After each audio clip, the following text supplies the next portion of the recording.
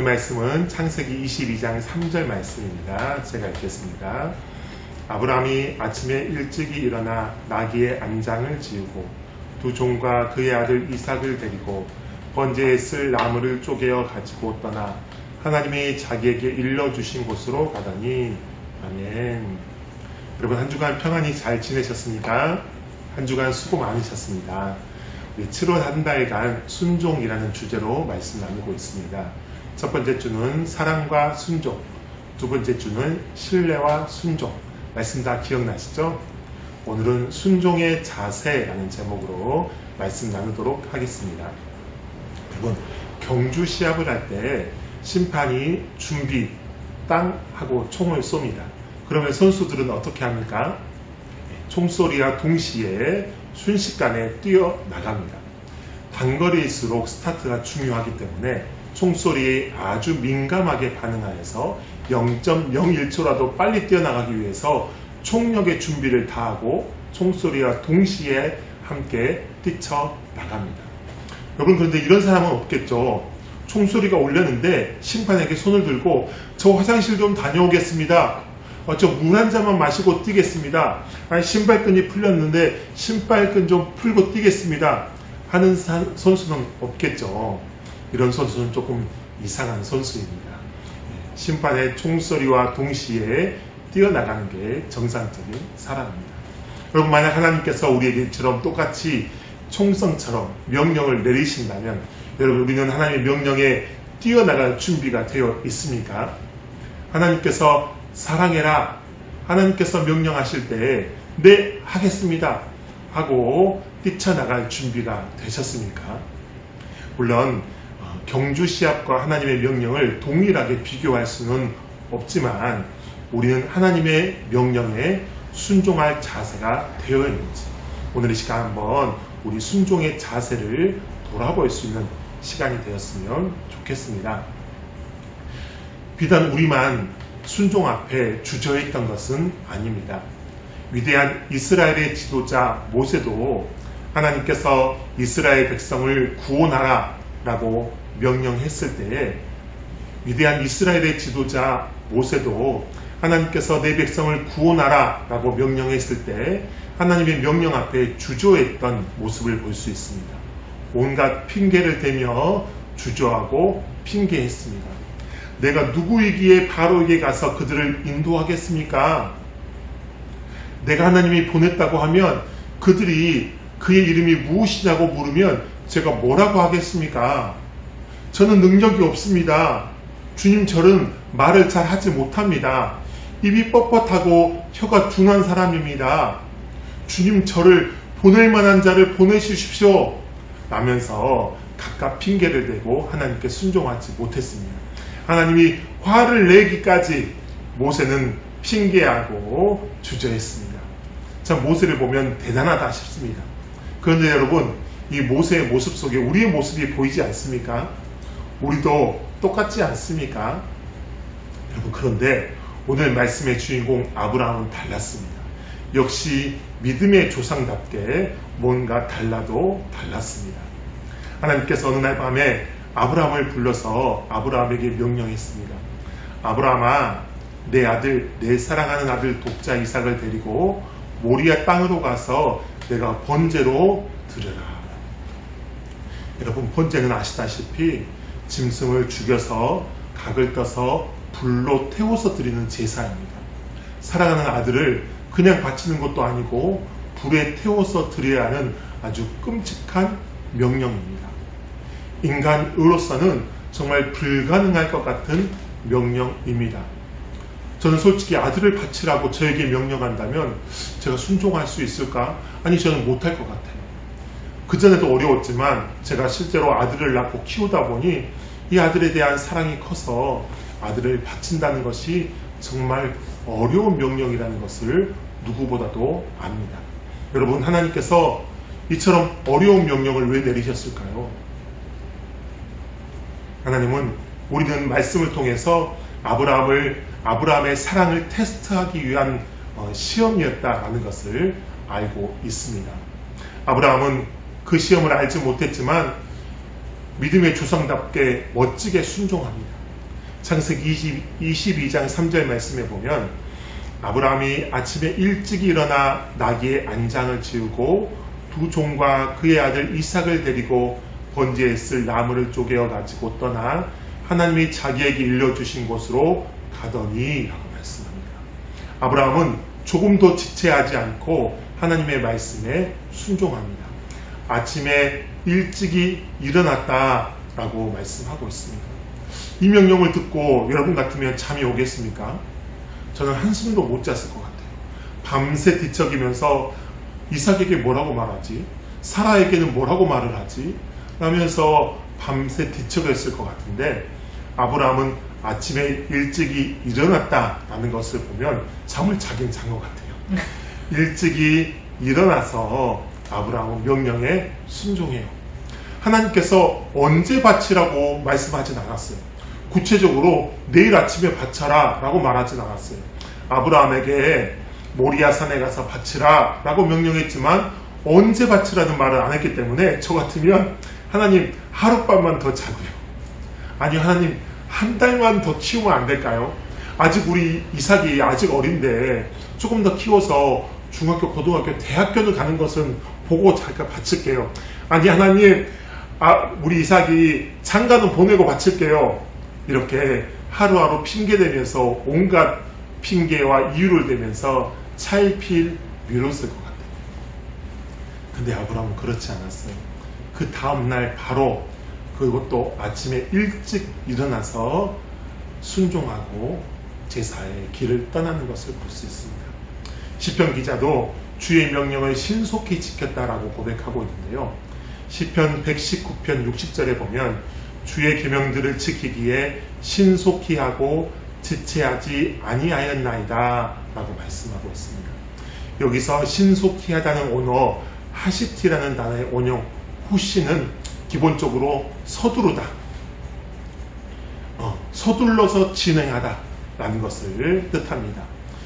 이 말씀, 이 단어의 표현은 하나님의 말씀을 준행하는 것에 저자의 뜨거운 열정을 잘 표현하고 있습니다. 조금도 지체하지 않았다. 하나님의 말씀 앞에 조금도 머뭇거리지 않았다. 그리고 신속히 하고 지체하지 않았다는 뜻은 하나님의 말씀에 대한 열정, 즉각적인 순종의 자세와 삶을 강조하고 있는 것을 볼 수 있습니다. 그렇듯이 시인은 하나님의 말씀 앞에 하나님의 말씀이라면 조금도 의심하지 않고 고민하지 않고 계산의 여지가 끼어들지도 못하도록 무조건적으로 신속히 결행했다라는 것을 볼 수 있습니다. 여러분, 사도 바울도 하나님의 말씀 앞에 즉각적으로 순종했던 것을 볼 수 있습니다. 사도행전 9장 20절 말씀에 보면 즉시로 각 회당에서 예수가 하나님의 아들이심을 전파하니 라고 기록합니다. 사도 바울은 다메섹 도상에서 예수님을 만나서 눈이 보이지 않았습니다. 그리고 비늘이 벗겨져서 다시 눈을 보게 됩니다. 그 후에 즉시로 회당에 가서 하나님의 말씀을 전파했다라고 볼 수 있습니다. 사도 바울은 의심하지 않고 머뭇거리지 않고 열심을 다해서 자신의 전 삶을 다해서 즉시로 복음을 전파했던 것을 볼 수 있습니다. 여러분, 우리는 어떻습니까? 우리의 모습은 어떻습니까? 하나님의 명령 앞에 즉시로 순종하고 있습니까? 아니면 핑계하며 머뭇거리고 있습니까?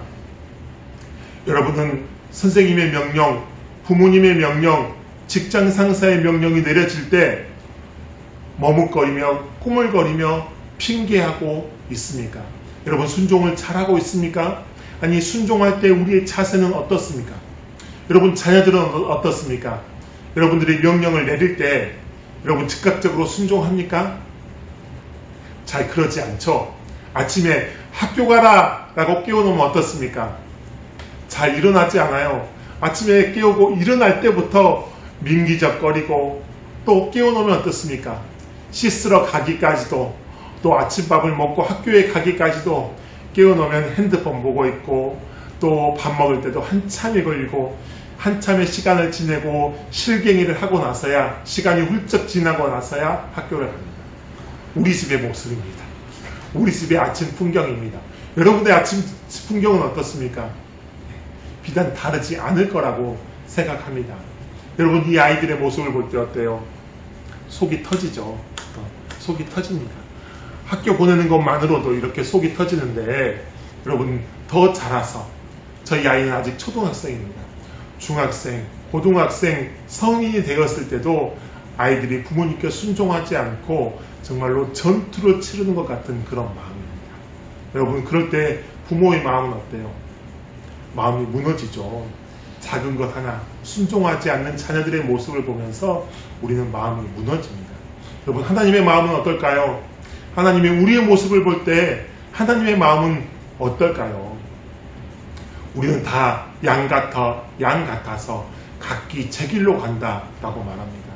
모세처럼 온갖 핑계를 대면서 즉시 순종하지 않는 모습, 제대로 삐대고 삐대서 어쩔 수 없이 매를 맞고서야 순종하는 우리의 모습, 우리도 다 이런 모습과 같습니다. 그러나 하나님은 즉각적인 순종을 원하십니다. 즉시로 순종하는 것을 기뻐하십니다. 여러분, 왜 즉각적인 순종을 원하실까요? 하나님은 왜 즉각적인 순종을 기뻐하실까요? 그것은 바로 순종의 자세를 보시는 겁니다. 우리의 마음가짐을 보시는 것입니다. 하기 싫어서 억지로 순종하는 것이 아니라 기꺼이 기쁨으로 열정적으로 즉시로 순종하는 것을 기뻐하시기 때문입니다. 여러분도 그렇지 않습니까? 자녀들에게 심부름을 시킬 때 네, 뭐 좀 사와라 라고 하면 네, 다녀오겠습니다 라고 할 때 기뻐하지, 아 싫어요 왜 저만 시키세요, 이럴 때 여러분 마음이 어떠세요? 싫죠. 차라리 시키기 싫어요. 그냥 내가 갔다 오고 말지. 하나님은 우리에게 순종을 시키실 때 뭐가 아쉬워서 우리에게 순종을 시키시겠습니까? 뭐가 아쉬워 명령을 내리겠습니까? 우리를 테스트하기 위해서, 우리를 잘 되려고, 우리에게 축복하기 위해서 명령을 내리시는 거죠. 이러할 때에 우리의 자세가 어떠한가, 순종의 자세가 어떠한가, 즉각적으로 열심으로 열정을 다해서 그 명령 앞에 반응하고 순종하는가, 우리의 자세를 보시는 줄로 믿습니다. 여러분, 순종뿐 아니라 모든 일 앞에 우리의 자세를 보시는 거예요. 고린도후서 9장 7절 말씀에 보면 각각 그 마음에 정한 대로 할 것이니 고린도후서 9장 7절 말씀에 보면 각각 그 마음이 정한 대로 할 것으로 인색함으로나 억지로 하지 말지니 하나님은 즐겨내는 자를 사랑하시느니라 라고 말씀합니다. 하나님은 헌금할 때도요, 액수가 중요한 것이 아니라 자세를 보시는 거예요. 기쁨으로, 인색함이나 억지로 하는 것이 아니라 즐겨내는 자를 사랑한다고 말씀합니다. 많이 내는 것이 아니라 즐겨내는 자, 인색함으로 내는 것이 아니라 억지로 내는 것이 아니라 즐겨내는 자를 사랑하신다라고 말씀하고 있습니다. 어떤 일에서나 기쁘게 하는 것, 즐겨하는 것, 교회에 봉사하는 것, 언급하는 것, 선교하는 것, 전도하는 것, 어떤 일에서도 기쁘게 하는 자세를 하나님께서 보시는 줄로 믿습니다. 여러분, 앞으로 하나님 말씀 앞에 순종할 때, 우리 삶 속에서 주님의 명령에 순종할 때 여러분 기쁜 마음으로, 억지로가 아니라 미루어서가 아니라 즉시로 순종하시는 여러분 되시기 바랍니다. 모세처럼이 아니라 아브라함처럼 말씀 앞에 기쁨으로 즉각적으로 반응하여서 순종하시는 귀한 성도 여러분 되시기를 간절히 축원합니다. 기도하겠습니다. 할렐루야. 은혜와 사랑 많으신 주님, 믿음의 조상 아브라함은 자신의 아들 독자 이삭을 모리아산의 번제로 바치라고 말씀했을 때 다음날 아침 일찍 일어나서 즉각적으로 순종했습니다. 하나님, 우리도 아브라함의 믿음을 본받게 하여 주시옵소서. 어떤 어려운 명령이다 하더라도 기쁨으로 즉각적으로 순종하는 우리가 되게 하여 주시옵소서. 미루어 억지로 순종하는 순종이 아니라 기쁨으로 열심을 다해서 순종하는 모든 성도들이 다 되게 하여 주시옵소서. 하나님 말씀 앞에 즉각적으로 순종하는 순종의 자세를 보이는 우리 모두가 될 수 있도록 주님 역사하여 주시옵소서. 감사드리며 사랑 많으신 예수 그리스도 이름으로 기도드립니다.